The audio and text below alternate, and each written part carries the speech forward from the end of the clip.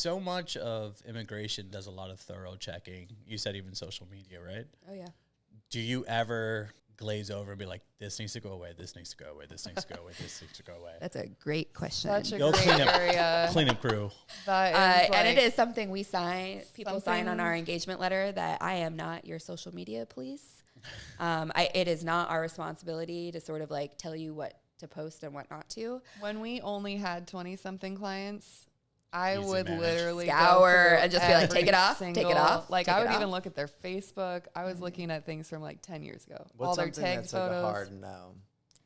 Drug Your use? guest spot? Or, no, not even. No, the Honestly, worst. surprisingly, no.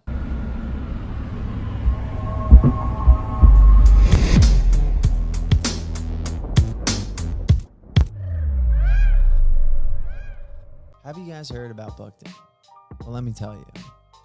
BOOKEDIN gives you your time back, allows you to focus on your clients and not your schedule. Also allows you to manage your time better. The app is very reliable, secure, and well-maintained. No clunkiness or glitchy settings. It gives you peace of mind knowing your business and clients are in good hands. Reduces no-shows. Sends multiple emails and text reminders. I hate when my clients don't show up on time. Clients can even confirm their appointment via email or text, which saves me so much time. I don't have to call people to confirm if they're coming. No download or login required. Love that. Many online booking services force your clients to download an app and create a client login and password. Lame. They make it super easy for clients to book an appointment. 2 clicks and you're done. BOOKEDIN is super easy to set up. It literally takes 10 minutes to get up and running and start taking online appointments. I bet it would only take me 8 minutes, dog. Work-life balance. You are busy and it's hard to balance everything between your various calendars, clients, just life in general. It's hard to manage everything effectively all the time. It's easy to forget to schedule personal things, and this causes unneeded stress. Hate unneeded stress. BOOKEDIN syncs with pretty much all calendars and automatically blocks off time. If you have something in your other calendars, it really helps work-life balance. It makes it much easier to manage your life. For me, this is an amazing tool. I do not like wasting time. I want peace of mind. I don't want double bookings. I want something that takes care of all that for me. BOOKEDIN is the place. And now if you use code CASTLE, you get 75% off for 3 months. Check it out. Welcome to the Unemployable podcast. With us today, we have KATIA and AMILLA. We have them from Tattoo Visa here today, and I am super excited and interested to not only get into this topic, but to talk to you guys about the process of artists coming in from out of country, getting their visa, and working here. Essentially, that's what you guys do, correct? Correct. Yep. So have you noticed that this has become a more, I guess, popular topic or a bigger influx of this happening, I guess, over the years or even compared to a few years ago? Yeah, I can start with like our inception story. Yeah, yeah. I think that kind of makes sense. So we're Yeah, like tell me what you guys do. Yeah, how this in a happened. way that started. a simple tattoo artist like me Yes. can understand. It is right? simple. Yeah. So we're a full service business immigration law firm, right? I used to, in my old career, do still mostly artists, but like musicians, actors, fashion, photography, that sort of stuff. So I was already working in the art space. I had a solo practice. My Jasmine, our paralegal, joined me like shortly after. This was probably 13 years ago. And we started working with Paul Booth and Last Rites in the city, again, just sort of as my general practice. He told someone, I did all of their O1 visas. He told someone who told someone who told someone. And then all of a sudden we started realizing, oh shit, like maybe half of our clients were tattoo artists. And I remember Jasmine and I were like sitting down at lunch one day and we're like, well, is this like a thing? Like it seems to be more common. And a lot of artists were coming to us saying other attorneys told me this wasn't possible when it very clearly is. We were having great success with it. So we're like, fuck, let me look on Instagram. Well, Tattoo Visa's available. That sounds good. Let's just do that. And we ended up forming a DBA, and like here we are today. So was that like a one-off thing? You were like, oh, well, just helps, one of our clients that's a tattoo artist? Yeah, well, I mean, so Yomiko Moreno was our first O1 visa, like obviously a household name. Wasn't at the time. This was a very long time ago. On paper, he has a great O1, had a great O1.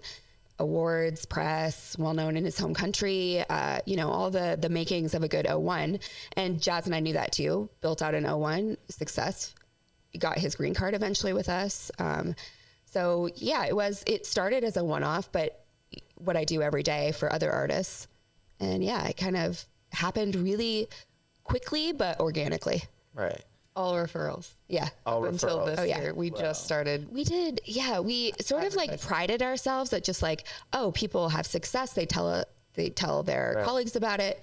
Shops contact us. And it really just happened quickly, but just word of mouth. Yeah. Yeah. So when did you guys start, or have you ever like marketed for This it? year alone. Literally Okay, just wow. started. And what, open 10 years? Yeah. Yeah. All right. Yeah. Kinda So Yeah. we got a lot bigger about, I'd say 3 or 4 years ago. I remember when we hit 100 artists, like active cases. Yeah. And this was We were like, mind blowing. We're like, oh my God, this is like, it's happening, right? 100 clients. And just to give you an idea, today we have anywhere between 250 and 350 active cases at a like time. when I started, we had like 20, 25. Yeah. Active cases. Yes. Active cases, right? So once you're approved, like you're off the docket, right? So just at any given time, we're working like 20 to 30 cases. That sounds like a fucking dream. Yeah, that sounds like a vacation. I miss those days. Yeah, right. So, it happened pretty quickly a couple of years ago. Again, just by word of mouth, you know, just like referrals. We were really we still are the only law firm in the country that does this. Exclusively for the tattoo industry. Interesting. So one of the reasons that I'm so excited to have you guys here is I feel like I've been hearing this topic more. It's become more popular for me, maybe in the last like 2 years. You know, I mean, the world opened back up again. Now everyone's going overseas and bouncing around, you know, different conventions. So that could be why, you know, but now it seems like everyone has an opinion. And by everyone, I mean the artists, right? Like, this is the best way to get into the country. I think there's a lot of factors playing in here. I think social media is a big thing, right? Yeah. Like when we started, like Instagram really still was new. Like sunset. Yeah, right. Like, you know, like people were With still a weird filter. right. It was still primarily on Facebook. Like, so I think for one, the industry is changing. It is global. You do have clients all over, or easily can. So I think that's a factor. I think the world opening up is a factor. I think there's certainly geopolitical factors where it might be more advantageous for people to tattoo in different countries, maybe not their home country. So I think there's a lot of things at play. The world is certainly more global. You know, things happen all over all the time. So I think that's a big thing. Is immigration getting tougher? Yes. Oh, really? Yeah. And I think that there's a lot of factors that I just talked about that play into this. But I am of the opinion that when you book a flight and put in your passport number, there's already someone in CBP doing a little Googling. Because I have artists who came to us and say, there's absolutely no way that this officer would have known this. But people are with much more... it's happening much more frequently. They're getting stopped at the border. They're getting turned away. So there is a need for having work authorization before you come. And they're not only being searched for tattoo equipment, but the officers are physically taking their phones and reading messages to see if they have things scheduled. Oh, yeah. Very common. So they're extremely thorough when they are trying to check to see if you're working illegally. And that's actually one thing we should discuss, though, is conventions. Yes. Do you need a visa for just a weekend? Yes. Yeah, do you? Yes. Okay. Anytime you are... I knew that. Good job, John. I was about to say the same thing. So, I mean, anytime you, and this is true for any trade, right? And I don't want to make it seem like, oh, tattoo artists are just like breaking the rules. Every industry does this, right? This is not just, tattoo artists. Musicians do it, actors do it, everyone does it. But, and I can see why, but, if you are coming and you are engaged in your trade and you're receiving money for it, that is work. That requires work authorization for any industry. So an artist who's coming just for a convention or just for a short guest spot, if you're going to tattoo someone and accept payment, you got to have a work visa. And unfortunately, there is no loophole of like, oh, I only made under X amount, so I don't have to claim it. No. Like if you are living in the U.S., there is, those jobs where it's like, I babysat next door, so I'm not going to claim that on my taxes. Right. You know, like It's all work. It's all has to be it all authorized. counts. Even a dollar. Unfortunately. And the Yeah. U.S. government wants their money. Yeah, they want They to don't do it. care. No, 100%. Yeah. And we've seen that everywhere in the industry. And what I mean by that is like no one followed the rules, you know, For decade or decades. Right. Yeah. Who's claiming their cash tips? Even Yeah. like No 10 years ago to be like, hey, all you guys are going to pay taxes. They're like, fuck you. that. Fuck you the know? man. Yeah. What are you talking? This owner's But bullshit, you know? This is part of the issue we're seeing now. I mean, I'm married to a tattoo artist. Right. You know, we want to buy a house someday. Yeah. So whatever you put on your taxes, that's what you're qualifying Or for. if you want a green card and you got to submit your tax returns, and at the same time, I'm trying to explain to an officer how you're top 10% of the field, Yeah. upper echelon of the field. He makes 30 grand a year on his taxes. I'm like, it's Right. bullshit. Right. Like I can't sell that. Yeah. You've basically told immigration that you're willing to lie to the IRS. You know, I can't do both. Right. Yeah. So we always tell people, just say what you really Say make. what you earn. It's gonna do Pay you the man. favors It down sucks. the road. Right. We Right. know that's usually what people are leaving to get away from too, is like high taxes. But truly, Like from it'll other countries. you mean. exactly. Yeah. You pay taxes, right, Danny? I think. How many people do we know that make only $20,000 a year and they drive a $100,000 car? Yep. No, I know a few. Yeah. I see a few. There's a couple. it was Not in this shop. It was gifted to me. My client just gave me this for doing a tattoo. It fell off the back of a We sold truck. it for $1.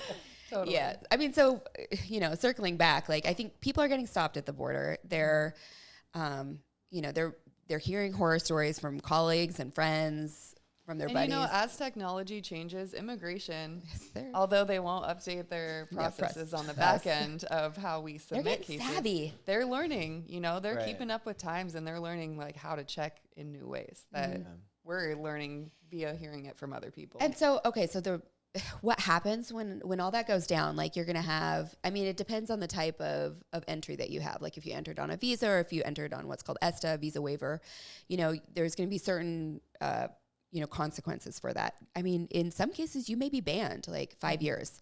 So people come to us, you know, hopefully they've come to us before they've come, and like, you know, they're doing it the right way, right? But many times they're coming to us after these refused entries, and it makes our job, you know, significantly more difficult. Maybe not to get that USCIS approval, but everybody who is approved by immigration here then has to do, most likely, an interview at a U.S. embassy. I've definitely seen the artists talking about it more, Yeah. right? And what that looks like on my end is they're like, either how do you do it, and like, who do I contact? You'll get the horror stories, like, you shouldn't do it this way, you should do it that way. I mean, what do you think sets you guys apart in like because I've heard over and over and over, you know, I use Tattoo Visa and I'm so happy with my experience. What do you think gives people that Dude, we experience? genuinely care. Yeah. Like, we put our heart and soul into this job. I know it sounds cheesy and it sounds very cliche, but like, we end up making friends with a lot of our clients purely because like They come to your wedding. yes, Yeah, it's like we just genuinely put our like hearts into these people and like give them every ounce of effort that we have. And not only that, but like I don't know, it's hard to say. We just like, it makes you tear up a little bit, to be totally honest. We genuinely just have so many people in our lives that have family. like changed It's- our lives yeah. too. So it's like knowing we're making their lives better and they appreciate it so much. These people are like, they literally are people we're always going to have in our lives. it makes it worth it. And I think that's sort of the difference between, you know, not just even being a law firm, but a law firm that specializes in one particular industry. You get to know people so much more closely and really make these lifelong connections. I think that translates into work, you know, pretty easily. So I think that's what sets us apart. It's like the cheesy saying, if you love what you do, you Yeah, never you'll work a day in your life. Right. Yeah. I fucking work. We work hard, but it's we still love what we do. yeah, But we but I work still really love what I fucking do. hard. I Yeah. like that I saw you guys at the Empire convention. Yeah, that this was our one first year cool. hosting. Yeah, It was a big deal for us. We were like kind of nervous about it. I presenting thought it was really yeah. cool, like seeing that you had an entire booth and a nice booth. Yeah, big booth. booth, And, yeah. you know, you guys gave me coffee, which I really Yeah. appreciated. You're But welcome. I was like, oh, they're in it. Yeah. You know, because this is, I feel like it's something very easily that you could keep on the sidelines and maybe not participate as much and still have a successful business. Yeah, I see law firms do that. You know, they might have a page on their website, Right. you know, they might go to a convention here or there. But this is all that we do. Half of my team or our team is married to artists. Like we're in it. We're at the conventions, we're presenting it, you know, we're traveling a lot. And I think the other half of it too is we're not just like, oh, here's your approval, bye. Like Right. we want to see these artists succeed. And if there's anything we can do to promote them doing well here, we're going to do it. Yeah. Like, we've disengaged and they're technically not even our client anymore. But that's what I think truly sets us apart with how much we care. We want to hook them up with every resource we have available if they're not doing well while they're here. Yeah. And we want them to know you're not stuck. If you don't like where you're at, you don't have to be there. Yeah. You have options. Why do you think most people want to get the visa and come here? Well, it's required if you're going to tattoo for money in the U.S., you need work authorization. So if you're going to do conventions here, if you're going to have even guest spots for 2 weeks out of the year, it needs to be authorized. So obviously the process is expensive, right? Not just our fees, but filing fees, you know, air flights. At the end of the day, people are spending close to $12,000 to get this visa. You want to maximize that time. So we will always try to get the full 3-year period for the validity period, so that people really can come and go as they please. They don't have, you know, we get a common question of like, do I have to be exclusively in the U.S.? I got a shop back home. You know, I still have clients back there, family maybe back there. You can come and go as you please, travel, you know, frequently. Right. So you don't have to stay here. No, for not 3 at all. years Not at all. Once you get the approval. Right, And what you're saying is once you get the 01, it's 3 years. Correct. Right. Okay. And if you craft it well, which, you know, we do this for most of our clients, you'll have an agent application on behalf of an itinerary of work. That gives artists flexibility to take on another gig, you know, take on another guest spot, maybe with a different studio, not on their itinerary. Yeah. They don't have to refile. You don't have to pay those filing fees again. You get the full 3-year period, so you could get an O1 visa for a day if you wanted. That'd be stupid and expensive, but you could do it technically. Yeah.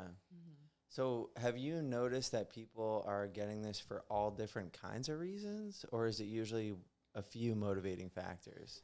No, I would say all kinds of reasons. Obviously, the U.S. is a trajectory for most artists, right? It's high paying here. There's a lot of people here. It's a big country. Good There's press. a lot, well, and there's a lot more different types of opportunities here than there might be in their home country. We certainly have artists who are fleeing wars. Yeah. You know, you can, you know, fleeing personal issues. You know, we see it all, really. Yeah. I was just curious if it were like, this is the reason people, you know, because we're talking about it a lot, especially with the economy and it being like kind of a tough time. Let's be real. I think most of them, it's the money. Yeah. Right. It's That's easier what to I make more money figured, here. but you know, maybe you guys are like, no, it's actually this, and I never thought of that. I mean, like she said, it truly depends on where they're coming from. Right. I If mean, they we have have clients, a in terrible Ukraine, in Oh, Russia, yeah, exactly. people, Venezuela. Yes, it's you know, it's rough in their And home we countries. have huge hearts. Like we especially are going to go out of our way to like bust through those cases and get them here as fast as we can. And then speaking about money, that's something that we always hear from the artists, right? And you get numbers from 1,000 to 100,000, right? For sure. So can you break down for me like what someone is looking at cost-wise to go through this process? Yeah, we're super transparent, right? So our fee is $8,000. That's purely us compensating us for our time. On top of that, you're going to have filing fees. So every application is sent to USCIS. It gets adjudicated there. That base filing fee it's just changed too. So it's $530 for the I-129. Okay. They just introduced a new fee to help cover the asylum program in the U.S. These aren't asylum applications, but they're trying to, it was a pain in the ass when they initiated this. It's just new in April. So every O1 application also has this small fee to help cover the cost of that program. And that just started? Yeah. So these fees are always updating. Oh yeah, they're constantly changing. Okay. Yeah. So this was just a new change April 1st, right? And they made it super fucking complicated. The amount you pay is based on the size of the petitioner. Fucking why? What does that mean? So let's say How much model. they weigh? I mean, it Number might of as well be. employees. It's like so fucking convoluted. Okay. We have to go to the embassy and you have to get your weight done. They have a big scale like at Publix. Exactly. Yeah. All right. So, in front of the whole room. Right. No. There's a line. It's based on the number of employees, of Okay. W-2 employees. So they would say, okay, model is the petitioner for this itinerary of work. How many employees are here? Including affiliates. W-2 only though. W-2, but also including like sister. So like if, for example, if Borrowed Times was owned by the same entity, they would count all of the employees between that. Okay, if it's more than 25, you're paying a higher fee of $600. If it's less than 25, it's $300. Okay, anyways, there's that What fee. tattoo studio has over 25 W-2 employees? Well, Zero so far I that can we think of come one. across. No, I can think of one we're going to have that's going to pay $600. Sorry. If they do though, it's like they can afford it. That's the Yeah, idea, yeah. is that like bigger companies can afford to pay more to help the program. And I think this is geared more towards like Disney or like, Right. you know, Oh, huge okay. companies Yeah. where They're they like, they should have, pay their like, share. Right. multiple O1s coming Yeah. in. So. So, okay, so there's that fee. There's also an optional fee that most people pay. Surprisingly. It's fucking huge. $2,805. It's premium processing. So when you send the application to immigration, typically you're looking with regular processing about 4 to 5 months maybe for a decision, but it could really be anything. It could be 2 weeks. It could take longer. Like it could We've take a seen year. up to 8 months. Yeah. For a just decision. For regular standard processing. You can Okay. opt to pay this extra huge ass fee to have a decision in 15 business days or less. And most people pay that? I'd Almost say everyone. 95%. Yeah, Oh, wow. surprisingly. So with that fee, and then you also have FedEx, like printing, and also the embassy appointment fee, you're looking at, it's like $12,000 Total. all in. Okay. I would also like to point out this premium processing fee, there's a very common misconception that we get that money. Yeah. It does not go to us. And that goes directly to the government. Yeah. Right. So it doesn't expedite what we do at all. Exactly. So a lot of people come in, they're like, oh, well, it's They're going to be. like, but I paid for the premium It's like, processing. I'm well, like, got that the doesn't fast change pass. the Right. work on our end. in fact, it though. just made an extra form for me Yeah. to do to send But with the it application. guarantees that in 15 days? So You'll that have a is decision. the only thing it affects, just the response to the And they've application. stayed true to that? Like, Oh, they 15 have days? to. Okay. If they Well, I'm don't, just a- you know. yeah, if they They have don't, to. they have to send your check back, which they'll never fucking do. Right. they want your money more than they want to. Oh yeah. Yeah. You're more likely Send to it get like what's called a request for additional evidence on day 15 that like some of them I've seen them be so sloppy. They very clearly, they being the government, copy pasted from another RFE and they didn't even bother to change like the beneficiary's name. It's So like they'll be like, John ChatGPT. Smith needs to do this. And I'm Right. like, first of all, John Smith is not my client. It's Right. like, you know, Sick. right. Yeah. But please keep my $2,805. So then, so how does the process start? Like, okay, I want to do this with you guys.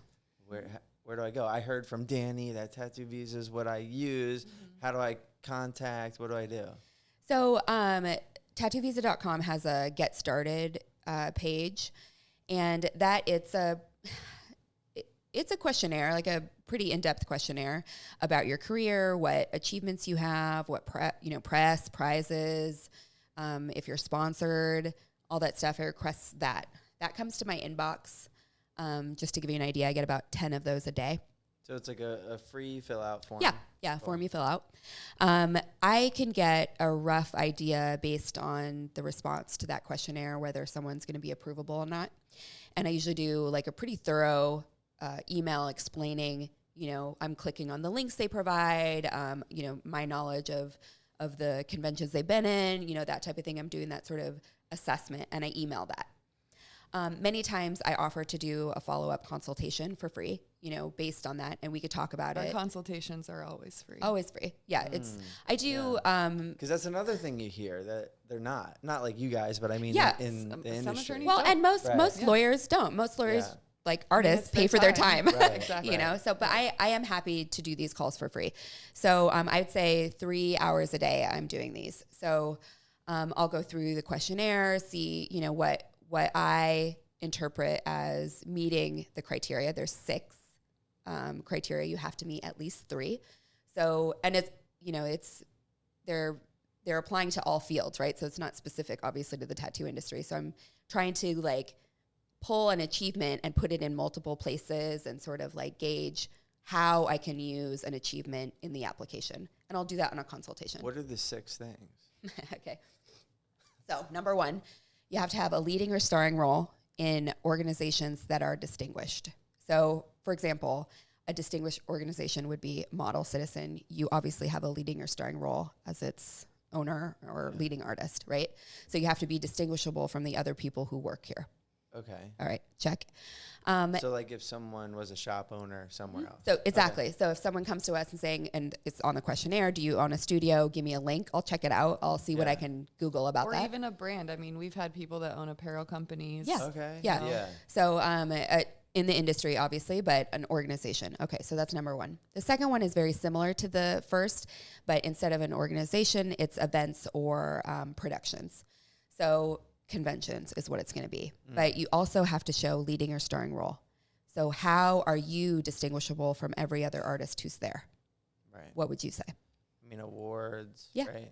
Right. Judging. So I've What heard if- Seminars also fall under that I was just category. going to ask, like what if you're doing something like different there? right. For sure. Okay. Yeah, so we've had our artists who've done, sort of special installations at events. Anything you can do to sort of make yourself distinguishable at these events. Like so with the subway thing in New York. Did you see consider Sergey one? Murdoch's? Yeah. Yeah, Okay. He's a client of Yeah. ours. Oh, yeah. Okay. So sick. Yeah. But yeah, Love, certainly love, something love. like that. Something that's, again, that sets you apart there. Sure. Leading or starring. Okay, so we're on to press. So it has, We honestly emphasize this might be the biggest one. yeah. The I press. think if you don't have press, I'm going to stop it there. Like I would say no. Yeah. In that consult. It's also, I think, something that's fairly easy to achieve. You can certainly pay for press. You can hire a PR agent. There's things you can do to sort of put yourself out there. And I would encourage that. You don't need a ton, like 3 to 4 would be sufficient, I think. Like 3 to 4 articles. That's Right. the minimum of what we kind But of. I think there's a lot to of see. misconceptions about what types of press will work. The big one is social media. Immigration is still way behind the times, does not consider social media to be press. I bet there would be some exceptions, like this podcast, for Right. example, but you still are sort of up against a challenge of explaining to immigration that something without an editorial process could be considered major media. So you want it to have national or international readers, but it also needs to be in sort of these traditional formats that immigration is still looking for. So obviously print magazines, online publications work, but they need to have really high readership, circulation data. This is all stuff we're doing in the background, researching all these publications. So Right, because I feel like, because there was a point where like I had to look into this, like press, and it was very difficult. Like one, I didn't have any friends that had done it, and no one knew. They're like, I don't know how to do that. yeah. And it was very difficult for me to try to find someone, and then you do, and it's like, I don't even know if I can trust this person. Yeah, you know? so we maintain, we call it the database. Right. So it's like capital D, right? Right. So, it's part of that is a really big list of Contacts, essentially. contacts, Yeah. like who you can reach out to. These publications are ones we've worked with in the past. Some of them do charge fees to do this, but we have at least have researched all of these, maintained their media So kits. you'll help provide this. Yeah. We to just people. basically Nice. give them that list, Right, and right, we're right. like, do your work. Yeah, Cool. make some like calls. here are contacts. Yeah. Right, Yeah. right, 'Cause right. I can't even imagine being out of country and then trying to get press that's primarily in U.S. It doesn't need to be in the U.S. It can Okay. be anywhere, and that list is international, right? So we Yeah. have publications all over the world. Many people come with, local. They're not local, but their home country publications in their home language. Yeah. We have to get all that translated to every foreign language document. That's a whole nother part of the process, translations. Oh, I didn't even think of that. Amy's So a I'm- nightmare. favorites. Well, and then you have, artists who are like from Russia living in Germany. So You they've got got multiple like, languages. multiple different languages. yeah. Yeah. I mean, ideally you do, right? If you're getting press from all around the world. Yeah. So So that's number 3. Press. Number 4, commercial success or critical acclaim. This one's an interesting one because it has a publication element. So it has, for example, if you have won Best of Day at a convention and that was published in X press, publication, we could include that, but not necessarily if it didn't have that publication element. Go alongside it. Yeah. What about third place? Sure. Yeah. Any sort as of long as it's like an award that's published. Yes. Or like you just got on a pro team of a business, right? Or a brand. And that's been published in some way. Okay. Like on their website. Well, what's the difference between that and press? Well, so that's the beauty of press. We can use that in multiple different areas. Okay. So but it also has to, as like supporting evidence. It needs that achievement in it. So it can't just be like, look at this guy's sick, like, black and gray realism, blah, blah, blah. You need to talk about an industry achievement in there for me to use it. For sure. Yeah, so there's if you're some like, articles shout out that to are my like kind of written about nothing. Yeah, exactly. right. Okay. Or, but I see those. And so I love it actually when an artist, needs more press. And if they're willing to send us like a mock-up of the article, I'm like, oh, it's on. Cause I'm going to be like, mention this, mention this. Cause then I get this fourth criterion. Yeah. Okay. So that one's kind of tricky. Next one is a significant recognition. I fucking hate this criterion because it's so nuanced and it's so subjective, but essentially this is going to be the letters of recommendation. I'm sure you've signed them from us before. So we, and it's not just us, most immigration lawyers will, if they're good, write these recommendation letters for artists or for their clients. We do it as well. First of all, you would never get them back from tattoo artists and it would never be not well written, but it wouldn't include the things that these letters need to do. And I think we talked about this one time. It's like, it's not just like, yo, that's my boy. Right. He's like super, super really talented and he's he shows up every day. Immigration doesn't give a shit. Yeah. He's great with his clients. For real. I've seen that in self-written letters. Yeah. But they're very sweet. Of course. And that would be what you would think in sort of the professional world, right? Like if you've ever, signed a letter, they've looked like that before, but immigration is looking for, is this person's achievements recognized in the industry? Right. So you would be, John Nelson, here's my bio. I know the industry because of my experience. I know what this award means. I know why it's important. I know who else wins this. I can attest that this is an accomplishment in the field. Right. Not like a letter of character. Right. You're endorsing them essentially that they are as good at their job as they say I know they did step one. I know they did step two. Exactly. Exactly. And that's why we draft these letters. I shouldn't say we. Annie, our content writer, writes all of these letters. She makes sure every single letter has those details and those important things that the officer is looking for. Yeah. So you might not even know, like, oh, they won this award, but we're going to throw that in the letter because it needs to be seen. So. Right. Do you guys check up on like the reference itself, like to make sure it's a legit that's person? Actually, so part of, and we'll get to this, I'm sure later, but part of our process on the app is in stages, right? So we do document collection first, making sure they have literally all the documents and evidence that supports what we're about to argue. Because at the end of the day, you can tell me you won a best of show at X convention, and if you don't have a trophy or a picture of you winning it, I got to take it off. And we do that frequently. We're like, this is being removed from your list of exhibits, your supporting evidence document. Word to the wise, if you ever win an award, take a fucking picture. Don't throw it away. Don't throw it away. I've Keep had it. people be like, oh, it was like in my mom's basement that got flooded. And I'm like, yeah, we did hear that. We're like, awesome. Well, do you have anything I of know. it? And they're like, no. I'm like, well, yeah. Well, I know a lot of artists, in my eyes, you didn't even win that first award. place or best in show, they throw it away. Of course, but take a photo first. Put it on the cloud. I don't know, for real. Save something. But I mean, really, we're talking about conventions that happened 5 or 6 years ago because now it's on the internet. You can Google it. So yeah, I feel like we got sidetracked. But to answer your question, they give us 4 to 5 names of people we will write letters for, and Annie does like a quick Google and is like, this person is not it. Immigration still wants to say, is this person an expert? Do I give a shit what this person thinks about you? So there is a little bit of that. And sometimes people aren't Googleable. You can have the best artist in the world who, works under a rock. Yeah. it's not going to help you. Yeah. So, and they might even have a good reputation and they might be well known, you know, in their home country. The big example is Korea, where people are literally, you know, practicing their craft in anonymity, right?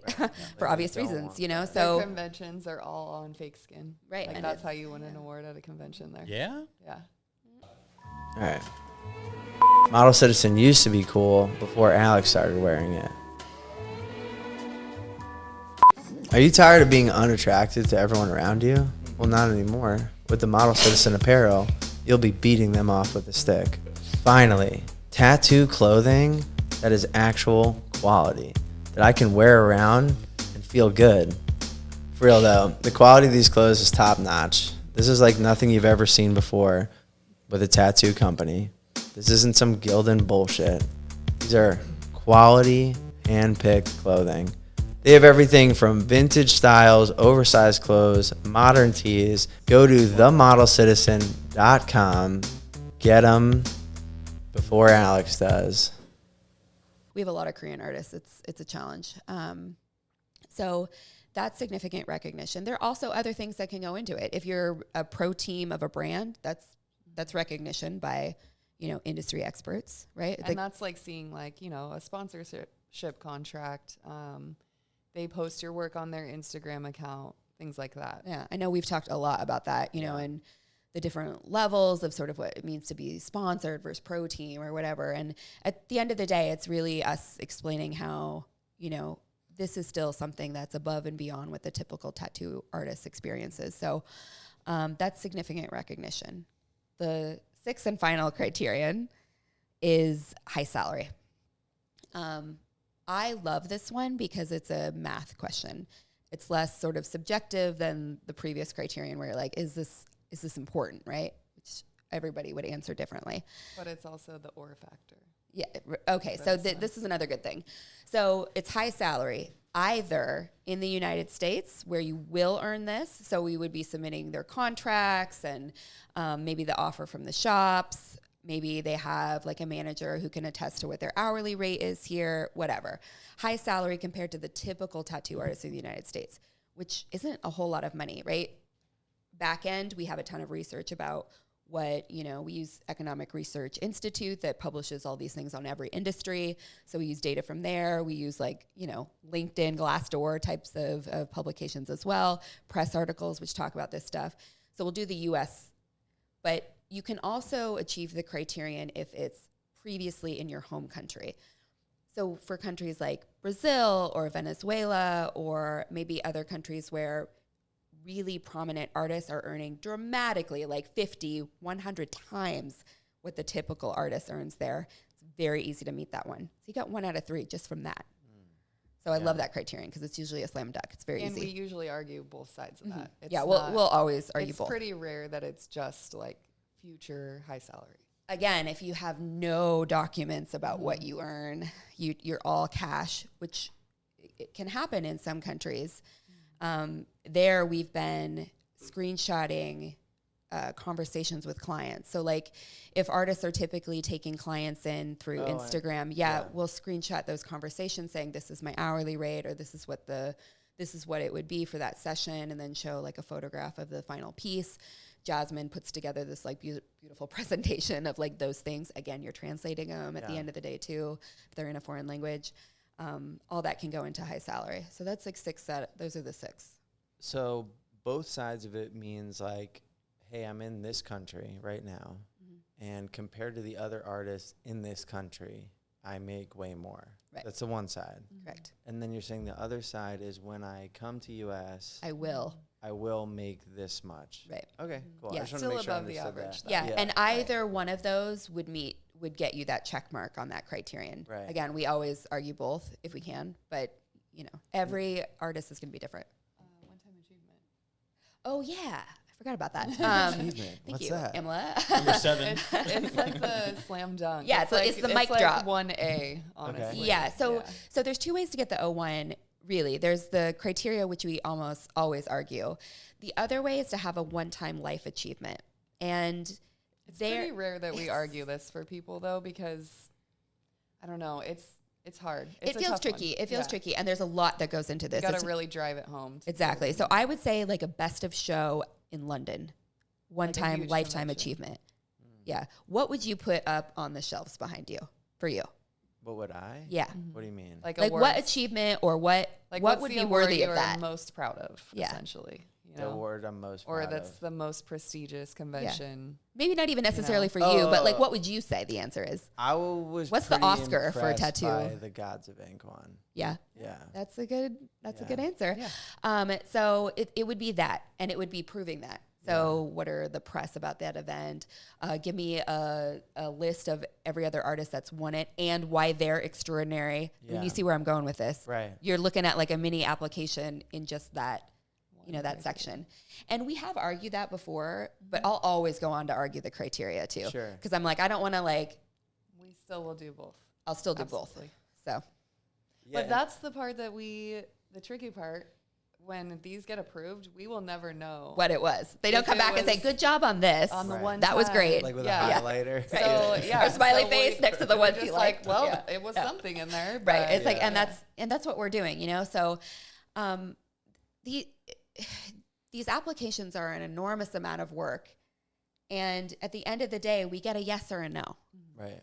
And so could we dial back how we do these? Probably. I bet we overwork these. I've seen some shit come in my desk from other attorneys, and I'm just like, wow, that worked. Approved from that? I mean, like sometimes when I'm doing renewals and they're handing me their old one, I'm all, fuck, we're doing stuff wrong. Yeah, we're like, we gotta slim it down. Yeah, and we have these moments of like, well, in the interest of getting things done quickly, or getting it done in a way we know works, I'm not willing to sacrifice it.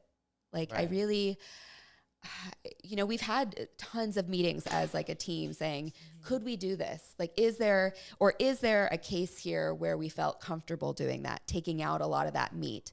Right. And I've never been able to give the green light on it. I feel like gambling, right? Or quality, not quantity. And I don't want to skip over this one part. I just want to come back really quick. We're talking about the awards. Because I have some questions about that. Yeah. So maybe like 2 years ago, I saw someone win Best in Show, someone not, from US, and we're like crying and we're like so happy about this, right? And I remember turning to someone that I was working the booth with, and I was like, yo, what's up with that? And they're like, they won a lot more than an award, right?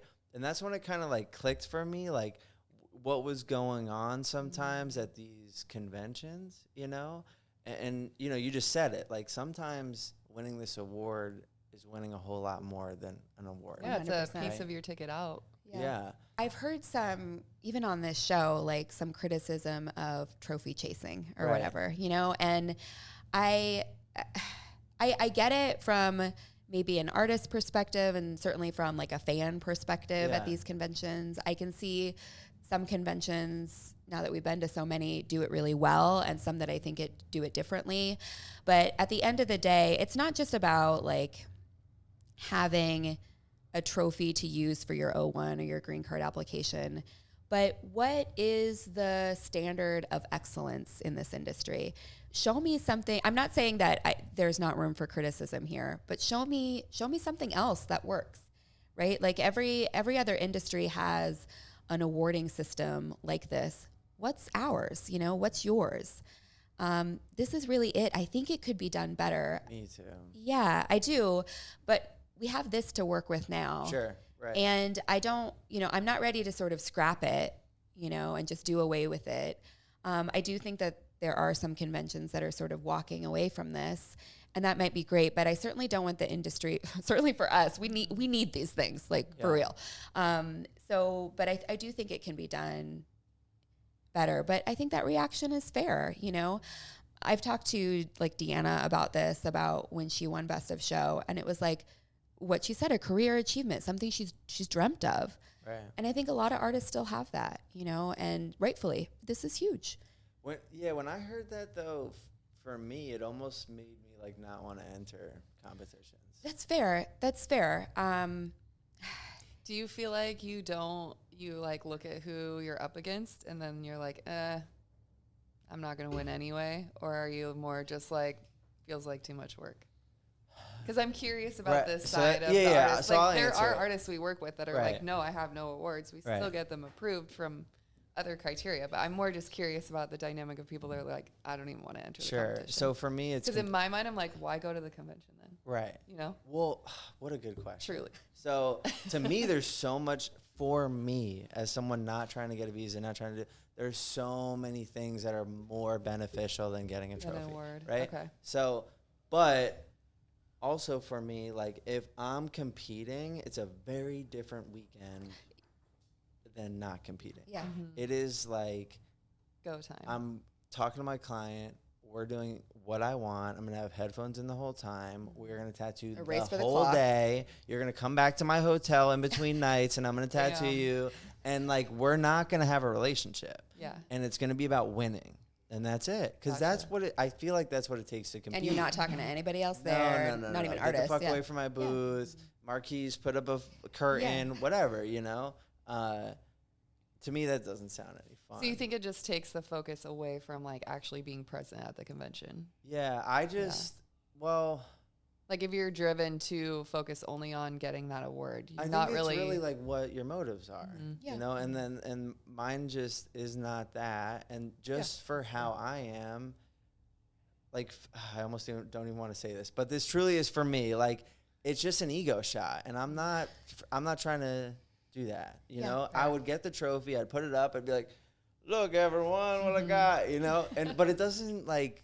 do anything for me. It doesn't raise your hourly rate. It doesn't. You're not booking a client that you wouldn't have already had. And I mean, on the other side of that, for the newer artists, like this could be their potential to be seen by a brand and potentially offered a sponsorship or like all the new guys here. I'm like, yo, you should 100% do this. Yeah. One, it builds your confidence. Two, it's fun to compete.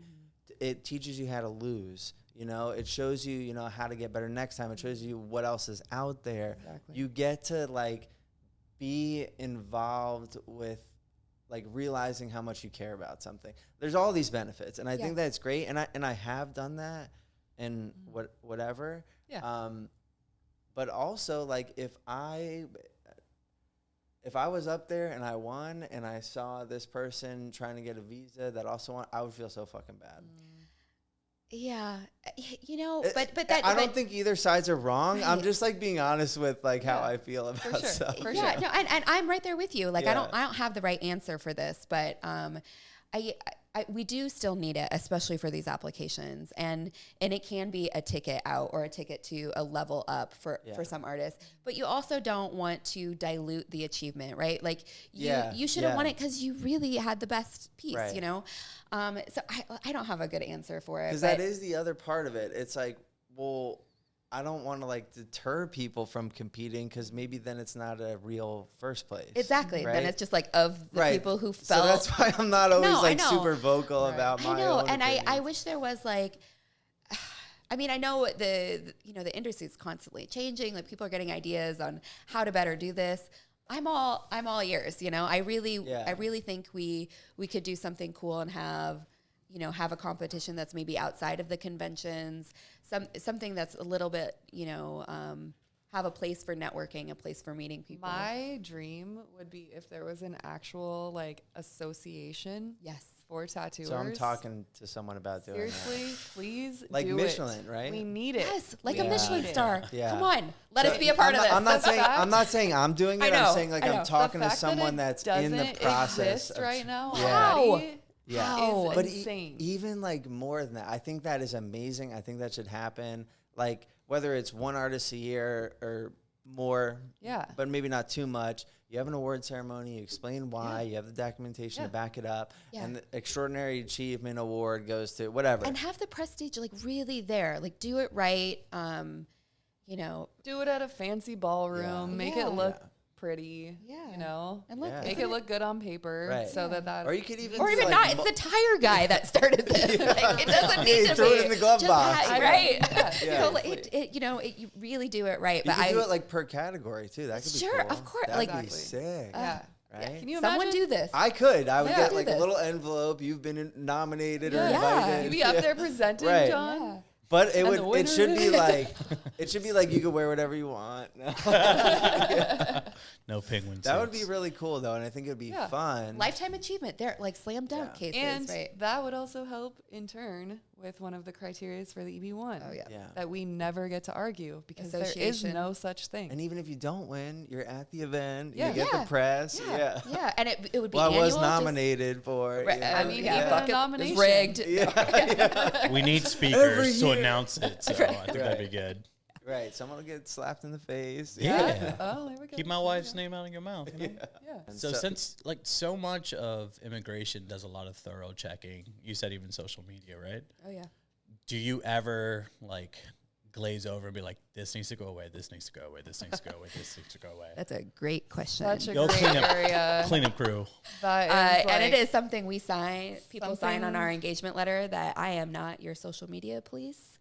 It is not our responsibility to sort of like tell you what to post and what not to. When we only had 20-something clients, I Easy would manage. literally go Scour through and just be like, take it every off, take it single- off, Like take I it would even off. look at their Facebook. I was looking at things from like 10 years ago. What's all their something tag that's like a photos. hard no? Druggies? Your guest spot? Or, no, not even. No, the Honestly, worst. surprisingly, no. It's Oh. the worst. don't give a shit. is, well, I mean, we could talk about, yes, there are things called inadmissibilities in immigration law. It's very complex and it does exist. And we do encounter it, obviously with criminal history, drug use stuff. But the biggest one I see that's most prevalent is I'm going to be in Fort Lauderdale, Florida next week at Model Citizen. DM to book. Right. That's a big Or no-no. look at this Right. tattoo that I did at my guest spot in California. The worst is when Like Reddit a white finds guest it spot. and Oh, puts Reddit it on is Reddit. I forever. can't undo that. Reddit's forever. Reddit Damn, is you guys forever. even check Reddit? That's cool. I mean, Google. if We just you- Google. I Yeah. literally I- Google their name. First thing that pops up is like, check out this turtle I did in Hawaii, and I'm like, can God. you reach I know out exactly to what you're that talking about. client and Yeah. ask Oh, them Hawaii, to delete Russia. that post? Oh, Like that's how yeah. deep we What- used to go. Dumb question, but what if they don't get paid for it? This is a gray area. So volunteering is, it can be considered work. Like the exchange of money is not, or the lack thereof is not necessarily, that is not work, right? There is actually no definition of work in immigration regulations. convenient. Shocking, Right? right? Yeah. It would be easy if we could. So what I say is you can do a first analysis, like, are you taking a job from a U.S. worker?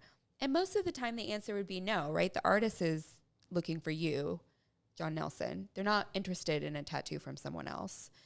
So we actually had a client who he had a collaboration. I'm trying to like do it so that's like anonymous, but he had a collaboration with a major league sports association. And he is in a video game. His likeness is in a video game in that with that league or whatever. He came out, and he's based in Europe, and he came out multiple times to do press for this collaboration. All of that's fine. The work, his likeness existed in Europe. He was paid for this, this contract, but again, it was all in Europe. But when he came out, he tattooed a player for free. And as we argued that was, and I believe him. I believe he wasn't tipped. I believe this was purely for press. And we argued, successfully, that this was just part of a PR, thing, and it wasn't considered work. But this is also, on the back end of like, my assistant Amanda is like receiving these documents. She's alerting me. I'm like, like, looking red this flags, red over, and flags, I'm red like, flags. ooh, Yeah. I don't know how I feel about this. Yeah. So I I mean, bring it to her, and then we meet with the client, and we're like, all right, we got to clarify some details. So here. there was multiple calls, even, and I brought on outside counsel for this too, because I'm like, I think I can get this approved by USCIS, but I'm worried about this guy's interview at the embassy. It's all over the internet. A lot of his press talked about it, rightfully, right? Yeah. So there were a good few weeks where we're like, fuck, I can't take it out because it's like the bulk of what he had. and in it would that be a too. glaring hole if the officer did any Googling and be like, You wow, missed they this? failed to mention this guy. Like, there's no way you guys didn't know about Yeah. this. Right, Yeah, exactly. exactly. And then they're like, and why did they leave it out Yeah. more, Let's look So into it. you're doing this sort of analysis.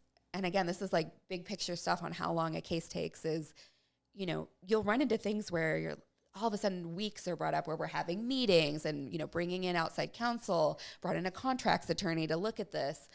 And we're really having to say, like, can we make this work within the structure of the O1? So, I mean, you're doing that constantly with everything. This is just one example. Because I know before I had brought it back to trophies, we were talking about like speed, gambling on the packets, how fast can we get this done, but what's realistic, you know, to have quality. Obviously, that's always going on with you guys, right? Yeah, For sure. we have a pipe dream of 90 days or less. Right now, it's a pipe dream, John. Yeah. It never happens. It's happened a couple times. And when we get it, we're like, oh yeah, 90 days, we did Fast it. as fuck, boy. Yeah. That is literally because the artists themselves are like On super fucking on top. Their They documents are perfection. Communicating with us Yes. every day. And that's for the 3 They years. give us right? what we asked for Yeah. initially Yeah. very quickly. Really? It's a misconception too, because a lot of their work is giving us those documents. Yeah. But it doesn't just stop there. Right. So, you know, a lot of times me or my assistant Amanda are like reaching out to clarify, like, hey, can you, like, it'll just be a random like JPEG, you know, file. And we're like, What the where fuck is is this and what year is this from? And like, what am I doing with this? Basically, like, I can't just guess at what I'm looking at. So it's a lot of clarifying. And the misconception there is that they're like, okay, well, you have all my stuff. Are we ready to go now? And we're like, whoa, we still got a long ways Yeah. to go here. Yeah. So Can I come to the U.S. now? Yeah, like Exactly. I can book my appointment They now, right? literally will say, like, Yeah, so are the yes. papers being sent? Yeah. And we're like, Oh, you're no, far, yeah. like, we're not there. So this is exactly why we created the app that we have now, because it details every single step from the very first day they're with us to the very last day they disengage with us. Right.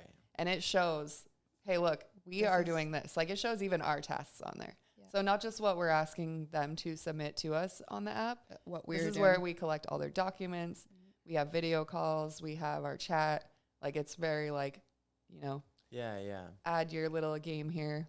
Is I all ha- that connected to their file specifically in the app? Yes. Yeah. Cool. So each artist has their own separate That's chat. cool. Yeah. A couple artists are showing me, like, Ivan was showing me the app because you guys had explained it in New York. And Yeah. to me, I was like, oh, it sounds complicated. Right? Yeah. Yeah. It And I was Yeah. like, you know, maybe I'd have my wife look at it. And she can figure it out. we have a lot of wives That look is at it. so yeah. common too. Right. Like Yeah. the spouse is often helping Yeah. for sure. I But mean, it- you're working, so It was shown to me, you know, and I was like, oh, this is pretty easy to follow. Yeah. You know, and it's not like bullshit. Like, oh, they're picking up your order right now. It's on the way, you know? No, but it was like, Like Uber like Eats. you Your said, right. Like each document and what's going on what end. And for sure. it looks really nice. Yeah. And that's the part that I love so much now. When I first started, this is all only through email and Dropbox. Could you imagine now? So it was Before the taking app. me. Yes. Oh yeah, it was taking me like a month to get a response sometimes, just for Yeah. the "what is this picture" question. Right. And now I can flat out be You're like, which what is picture, this? what Yeah, email, seriously. yeah, how do I reply? and like people will reply to me, you know, moments later, and I can just go and do. Yeah, it finish has my like work. a There's no WhatsApp. So it's sitting around waiting. Ooh, does it like- have a red option? Oh, you left me on red. We can see when they've read. So Yeah. just so y'all know out there, secrets out. We You'll do know when when you you've read look the at our message. messages and then you ignore us. right. We do have a question from our boy Michael Miller. It says, "Are there any cases that got denied and you had to appeal and then subsequently won?" So we have had, so I guess our 100% success rate, there is a little asterisk 1.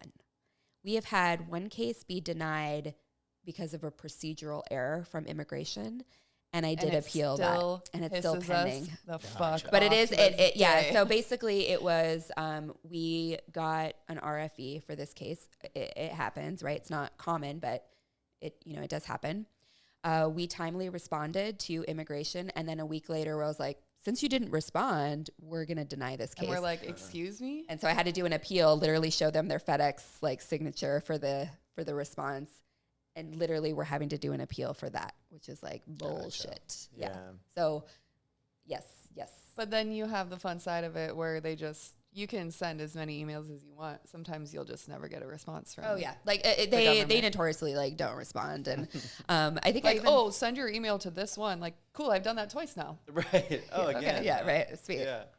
Love that guy. Without using names, what has been thus far your biggest battle to get someone over here? Oh, that's a great question. And it's also like, which battle?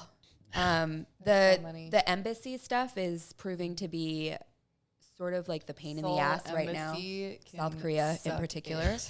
They are savvy to the fact that it is unlawful to tattoo in their home country. So and we've had a few artists with the medical, so they're actually license. Medical doctors to legally tattoo. And we've had a few that have it. Wild. Yeah.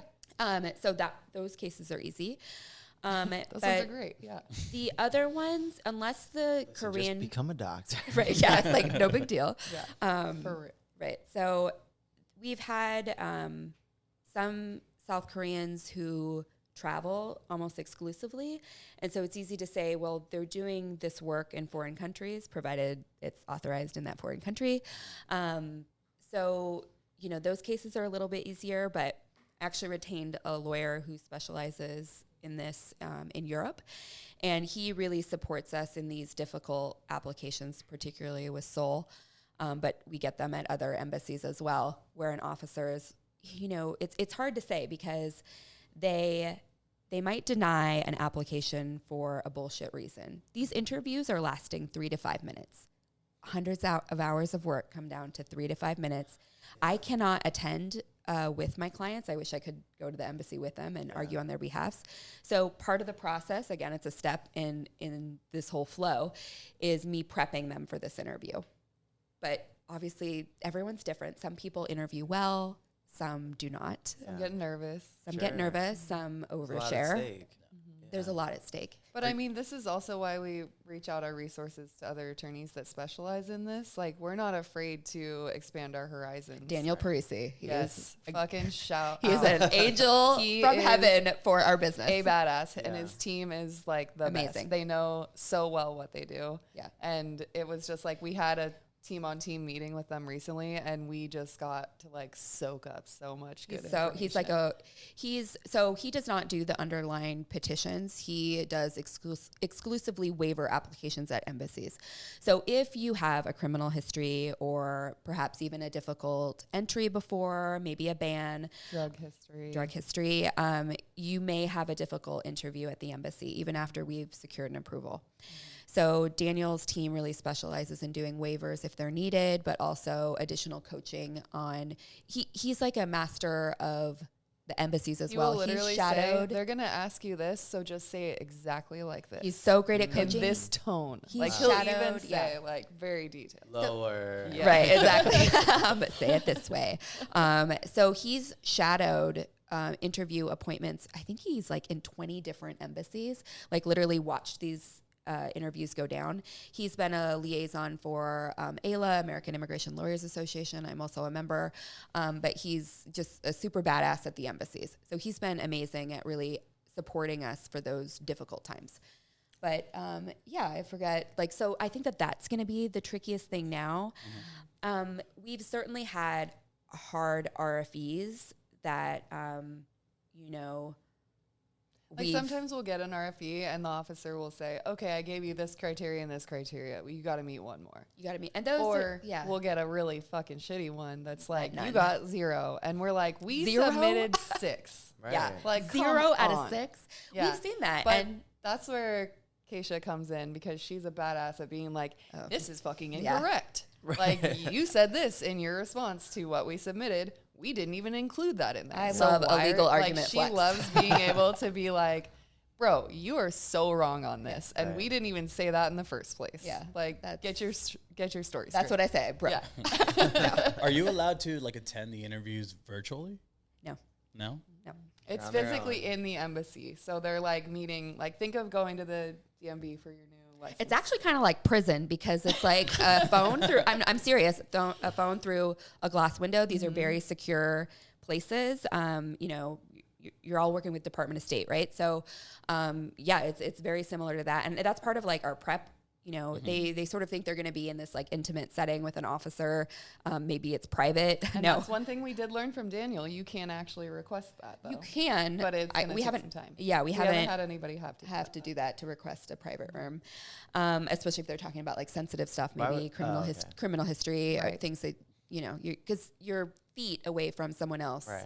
who's getting denied in their interview, you know? So you're like listening to all this shit. I couldn't imagine what our clients have to do, but it's part Do of they the have like a transcript that you guys can ask for? Like a No, but what, again, part of the step in our is like a debriefing in the app.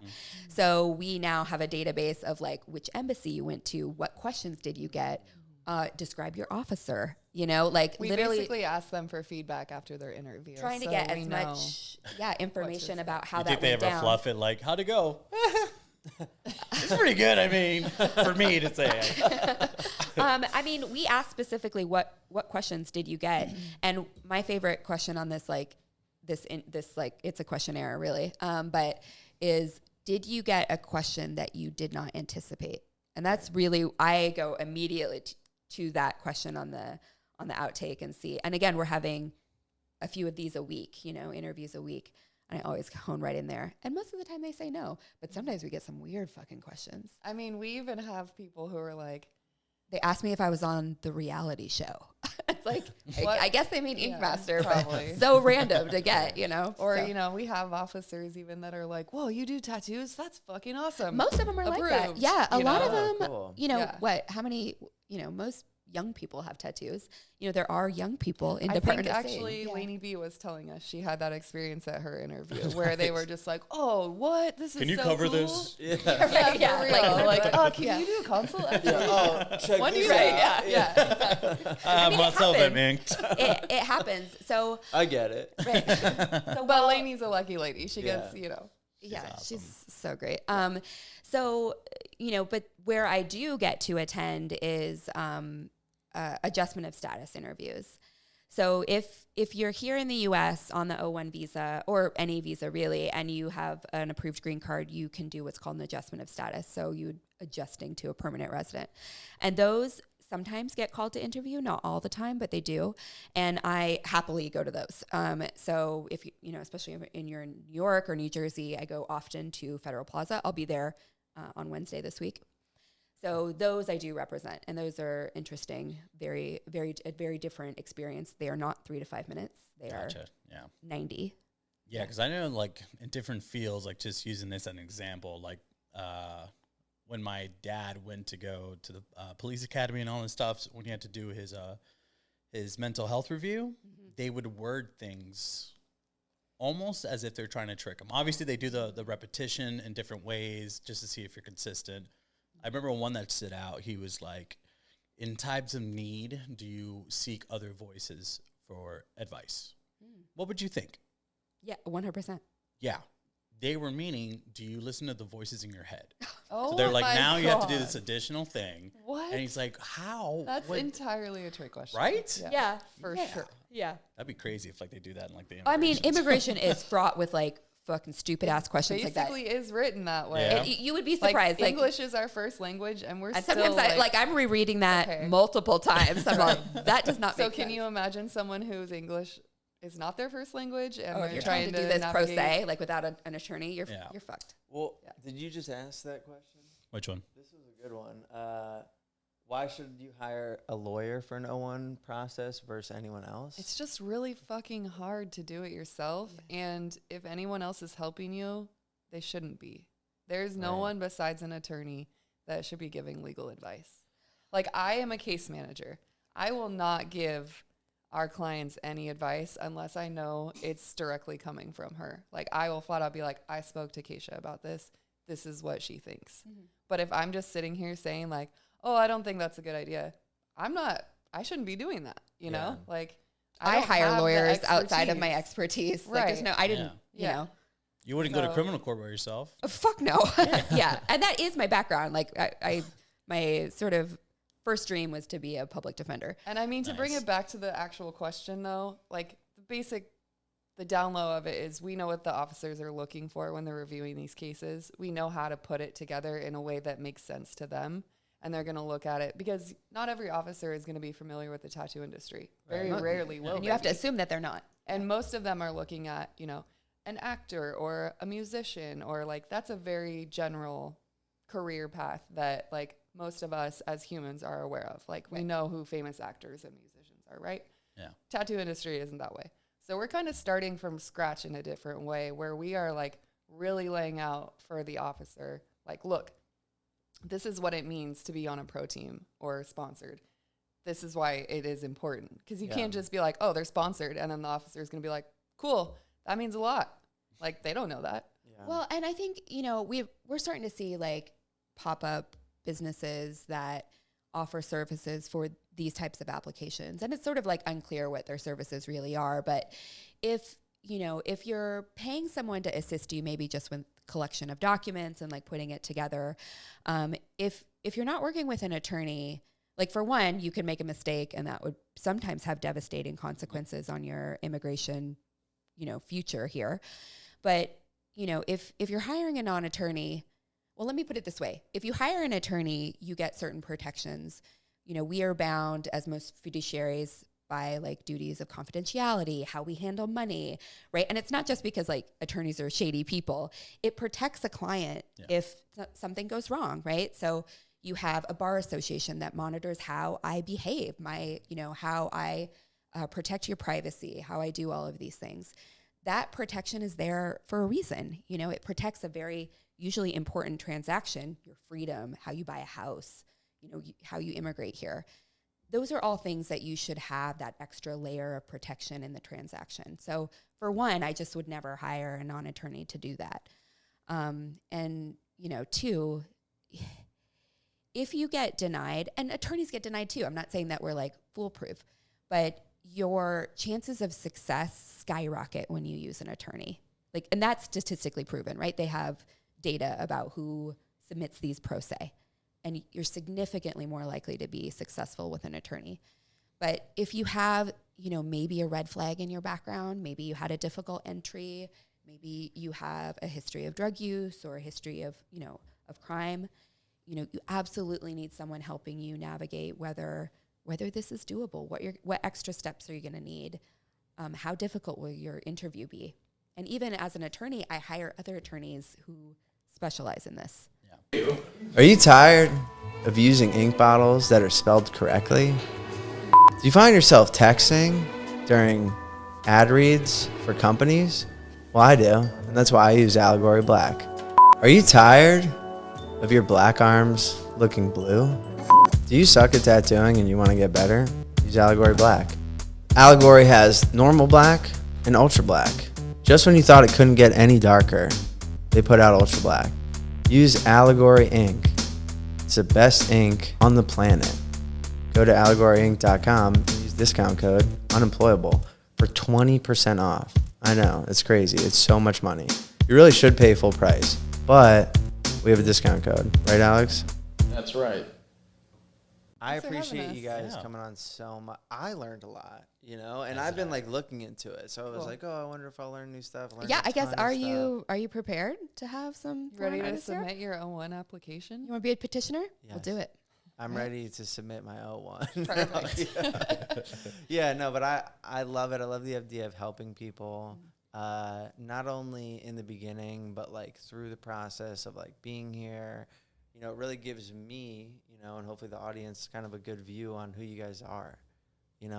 Hey, we're here to help. We're humans too. Not just fucking like take your money and say bye. Yeah. So that's awesome.